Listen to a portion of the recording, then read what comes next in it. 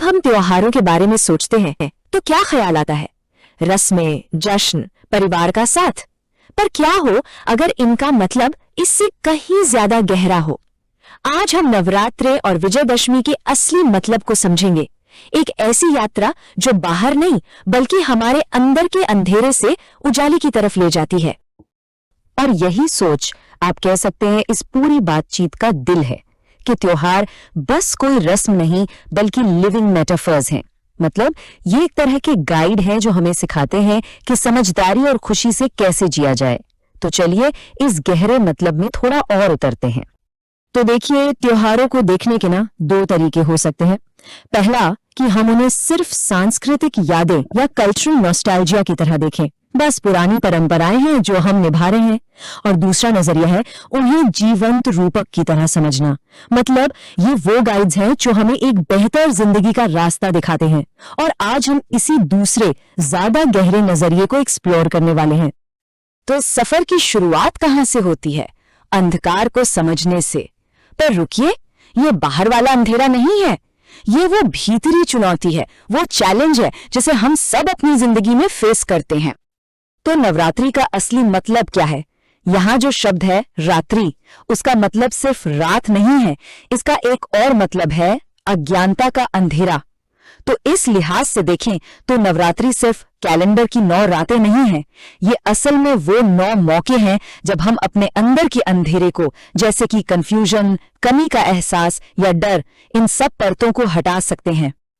तो ये सफर हमें कहाँ ले जाता है? ये हमें ले जाता है कंफ्यूजन से क्लैरिटी की तरफ, उस एहसास से कि हमारे पास कुछ नहीं है, उस फीलिंग की तरफ कि सब कुछ है, यानी अबंडेंस। और हाँ, डर से हिम्मत की ओर। हर एक रात इस बदलाव की तरफ एक नया कदम है। अच्छा, तो इस ट्रांसफॉर्मेशन के सफर को ना हम 3 मेन फेजेस में देख सकते हैं। और यही वो फेजेस हैं जो हमें क्लैरिटी यानी स्पष्टता तक पहुंचने का रास्ता दिखाते हैं। पहला स्टेप वो है ग्रैटिट्यूड, कृतज्ञता। मतलब सिर्फ इस बात के लिए शुक्रगुजार होना कि हम जिंदा हैं, बस जीवन के लिए आभार। फिर आता है दूसरा स्टेप, विवेक यानी डिसर्नमेंट। इसका मतलब है अपनी इच्छाओं और मोहों को समझना और उन पर काबू पाना, ये पहचानना कि असल में जरूरी क्या है। और फाइनली तीसरा स्टेप है दृढ़ता, रेजिलियंस, यानी वो ताकत पैदा करना जिससे हम मुश्किलों का डट कर सामना कर सके। अब जो दूसरा स्टेप है विवेक, वो हमें दौलत का असली मतलब समझाता है। देखिए, सच्ची दौलत सिर्फ पैसा नहीं होती है ना, असली दौलत तो हमारे रिश्ते हैं और जिंदगी के लिए वो जो गहरी शुक्रगुजारी की भावना है वो है। और विवेक ही हमें इस असली अबंडेंस को पहचानने में मदद करता है। और फिर आता है तीसरा स्टेप, दृढ़ता, रेजिलियंस। और इसकी प्रतीक है पार्वती। ये वो अंदर की ताकत है जो हमें तब उठने की हिम्मत देती है जब जिंदगी हमें जोर का धक्का देती है। ये हर चैलेंज को सीधा फेस टू फेस सामना करने की हिम्मत है। तो जब हम इन तीनों स्टेप्स से गुजर जाते हैं तो हम अपनी मंजिल तक पहुंचते हैं, और वो मंजिल है विजय।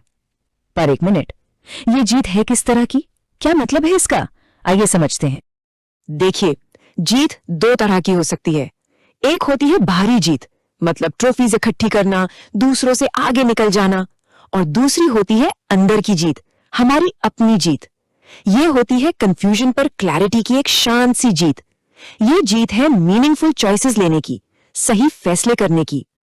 और पता है, यही विजयदशमी का असली मतलब है। ये दूसरों पर जीत हासिल करने का दिन नहीं है, ये तो अपने अंदर के कंफ्यूजन पर अपनी अंदरूनी क्लैरिटी की जीत का दिन है। ये एक बहुत ही गहरी और बहुत पर्सनल विक्ट्री है। लेकिन बात यह है कि ये जो सीख है ये सिर्फ त्योहार के दिनों के लिए नहीं है। असली चैलेंज तो ये है कि इस बदलाव को, इस ट्रांसफॉर्मेशन को हम अपनी रोजमर्रा की जिंदगी का हिस्सा कैसे बनाएं। आप सोचिए, हर दिन हमारे सामने चॉइसेस होती है ना। हम चुन सकते हैं कि हमें अज्ञानता में रहना है या जागरूकता के साथ। हम शिकायत करने के बजाय शुक्रगुजार होना चुन सकते हैं, और मुश्किलों से भागने की जगह उनका डटकर सामना करना चुन सकते हैं। और हर बार जब हम सही चुनाव करते हैं तो वो अपने आप में एक छोटी विजयदशमी है। त्योहार में जो दिया जलता है वो हमें बस यही याद दिलाता है कि हमें अपने अंदर की जो लौ है उसे हमेशा जलाए रखना है, ये हमें वो ताकत खोजने के लिए इंस्पायर करता है जो किसी का विरोध करने, किसी को नुकसान पहुंचाने या अपनी बात थोपने के लिए नहीं है, बल्कि वो ताकत जो हमारे अंदर शुक्रगुजारी और खुशी को बढ़ाए। तो बस इस जश्न के मौसम में जब हम सब तैयारी कर रहे हैं, आइए एक पल के लिए रुकें और खुद से एक सवाल पूछें कि मेरे अंदर वो कौन सा अंधेरा है जिसे अब दूर करने की जरूरत है। हो सकता है कि इसी सवाल का जवाब इस त्योहार का सबसे कीमती तोहफा हो।